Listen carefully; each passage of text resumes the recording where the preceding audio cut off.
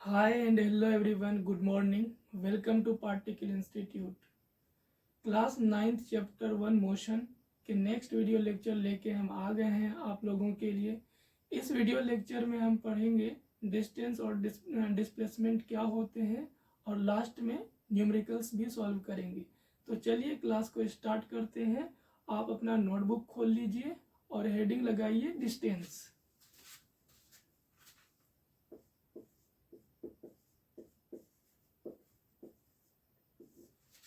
पहला पॉइंट इसमें लिखिए, द लेंथ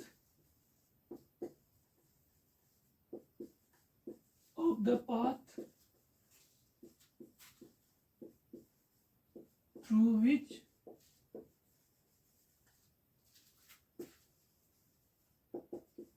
particle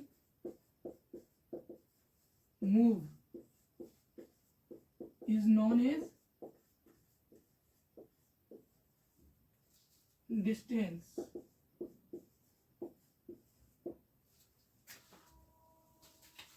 क्या मतलब है इसका? The length of the path through which particle move is known as distance, यानी कि रास्ते की वो लेंथ जो पार्टिकल ने कवर किया है उसी को हम डिस्टेंस कहते हैं। जैसे डायग्राम से समझिए, ये रहा एक डायग्राम। पार्टिकल मान लीजिए यहाँ से स्टार्ट होते हैं ए पॉइंट से और फाइनली ये बी पॉइंट पे पहुंचते हैं। जहां से स्टार्ट होता है उसे इनिशियल पोजीशन कहा जाता है। पार्टिकल जहां से स्टार्ट होते हैं उस पॉइंट को इनिशियल पोजीशन कहा जाता है, इनिशियल पोजीशन।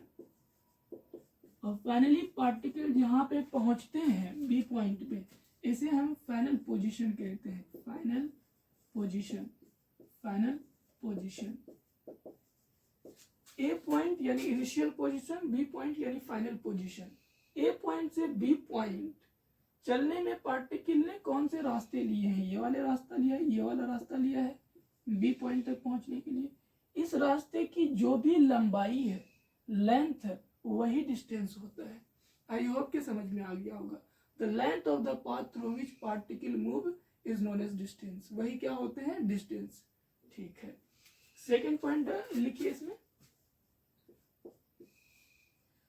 डिस्टेंस को हम रिप्रेजेंट करते हैं एस से या फिर डी से। It is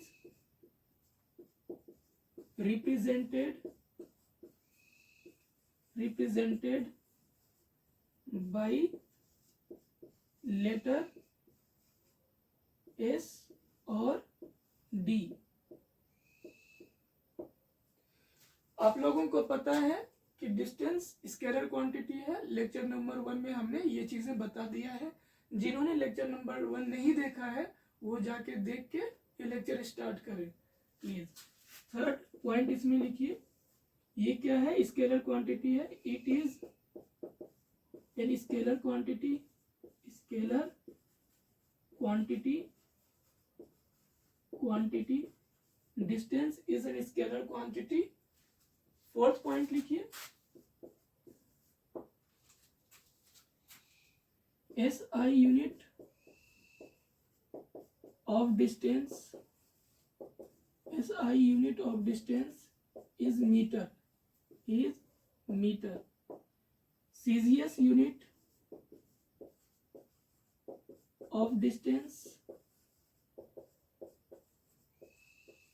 is centimetre, is centimetre. SI unit distance का होता है मीटर, CGS यूनिट डिस्टेंस के होते हैं सेंटीमीटर। ये 4 पॉइंट है, एक बार फिर से बता दे रहे हैं कि डिस्टेंस के बारे में। पहली चीज है the length of the path through which particle move is known as distance. वो रास्ते की लंबाई जितना भी पार्टिकल कवर किया है वही डिस्टेंस होता है। दूसरी चीजें जो याद रखना आप लोगों को पता होनी चाहिए कि डिस्टेंस को हम रिप्रेजेंट करते हैं लेटर एस या डी से। उसके अलावा थर्ड पॉइंट आप लोगों को ऑलरेडी पता है कि ये एक स्केलर क्वांटिटी है। फोर्थ पॉइंट, इसकी यूनिट जो होती है SI यूनिट वो मीटर होते हैं, CGS unit centimetre gram second. CGS unit जो होता है डिस्टेंस की सेंटीमीटर होते हैं। ये नोट डाउन कर लीजिए, वीडियो पॉज करके हम मिटाने जा रहे हैं। चलिए, तो आपने पॉज करके नोट डाउन कर लिया होगा।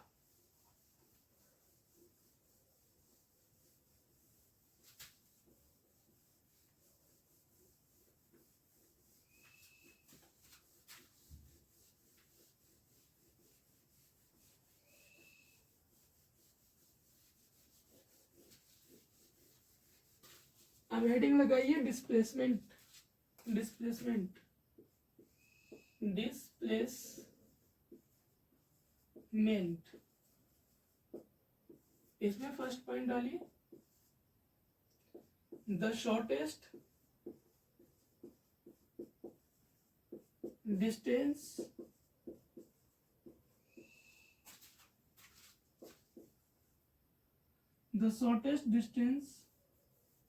from initial and final position is known as displacement।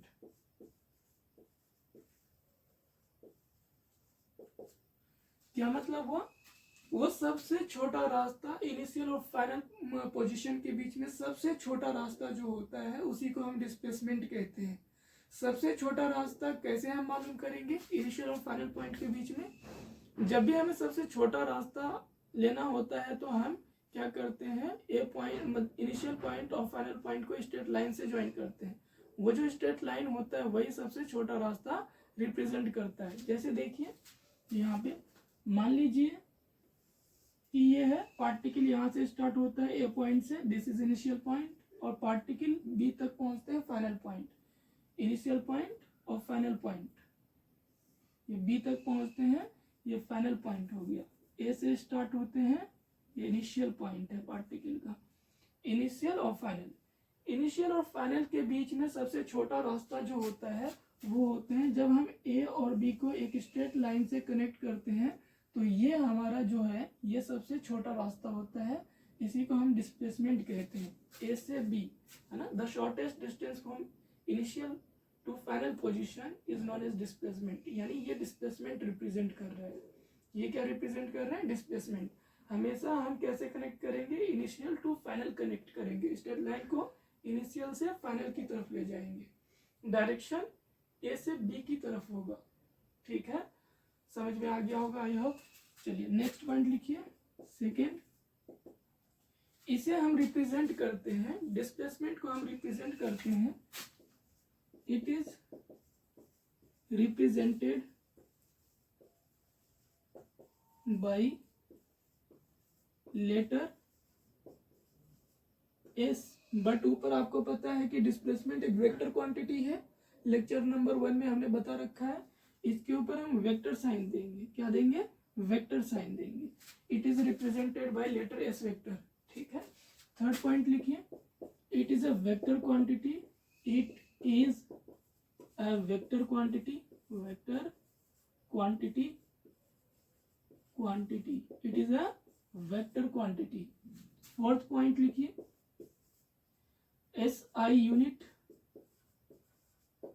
Of displacement, SI unit of displacement is metre. SI unit of displacement क्या होता है? मीटर होते हैं। एंड CGS यूनिट क्या होता है? CGS यूनिट सेंटीमीटर होते हैं, इसका सेंटीमीटर होते हैं। SI यूनिट मीटर होता है, CGS यूनिट सेंटीमीटर होते हैं। ठीक है, इसे नोट डाउन कर लीजिए, वीडियो पॉज करके हम मिटाने जा रहे हैं। एक बार हम बता देते हैं जल्दी जल्दी। देखो डिस्प्लेसमेंट क्या होता है? Shortest distance from initial and final point. Initial और फाइनल पॉइंट के बीच में सबसे छोटा रास्ता, वही डिस्प्लेसमेंट होता है। और सबसे छोटा रास्ता निकालने का तरीका ये है कि इनिशियल और फाइनल पॉइंट को एक स्ट्रेट लाइन से कनेक्ट कर दें, वही स्ट्रेट लाइन डिस्प्लेसमेंट बता देगा, वो सबसे छोटा रास्ता होगा। ठीक है, दूसरा पॉइंट, डिस्प्लेसमेंट को हम रिप्रेजेंट करते हैं एस वेक्टर से। डिस्प्लेसमेंट एक वेक्टर क्वांटिटी है, SI यूनिट इसका है मीटर, CGS यूनिट सेंटीमीटर। ठीक है, हम मिटा रहे हैं।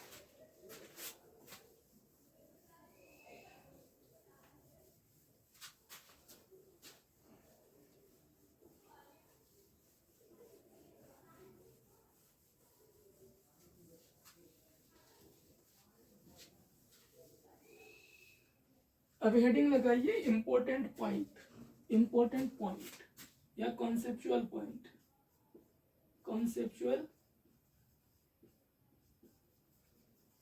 Conceptual point, conceptual point.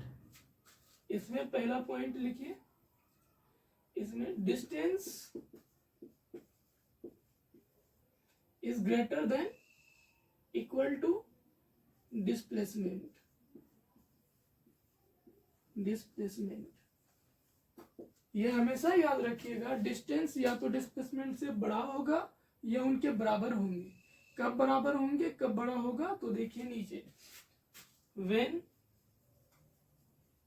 Particle move in straight line, in this case distance is equal to displacement,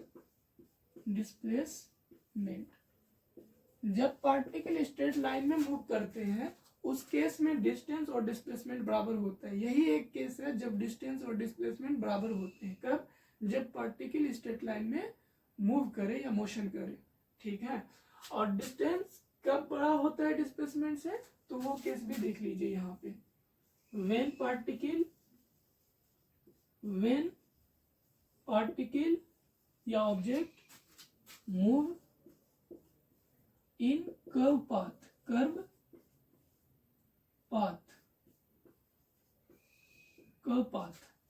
जब पार्टिकल मूव करता है कर्व पाथ पे और जिगजैग पाथ और जिगजैग पाथ, कर्व पाथ और zigzag path, in this case distance is greater than displacement,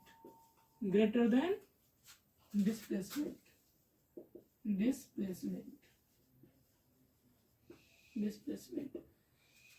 ये एक comparison है कि डिस्टेंस जो होता है कब डिस्प्लेसमेंट से बड़ा होता है और डिस्टेंस और डिस्प्लेसमेंट कब बराबर होते हैं। देखो, डिस्टेंस और डिस्प्लेसमेंट बराबर तब होते हैं जब कोई भी ऑब्जेक्ट या पार्टिकल स्ट्रेट लाइन में मोशन करे, तब हम कहते हैं डिस्टेंस डिस्प्लेसमेंट के ही बराबर है, ठीक है। जब, और डिस्टेंस कब बड़ा होता है डिस्प्लेसमेंट से, जब पार्टिकल कर्व पाथ पे या जिगजैग पाथ पे मूव करे, तब उस टाइम क्या होता है कि डिस्टेंस ग्रेटर देन होते हैं डिस्प्लेसमेंट से। ये समझ में आ गया होगा। चलिए नेक्स्ट पॉइंट लिखिए, नेक्स्ट कॉन्सेप्चुअल पॉइंट,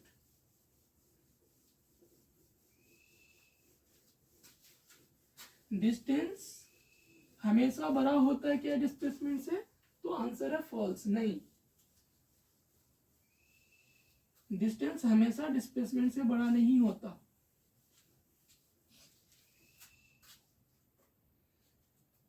चलो भाई अगला पॉइंट लिखो, next point, distance is always positive, distance हमेशा पॉजिटिव होंगे, ठीक है, नेगेटिव नहीं होंगे, हमेशा पॉजिटिव होंगे। While displacement may be positive,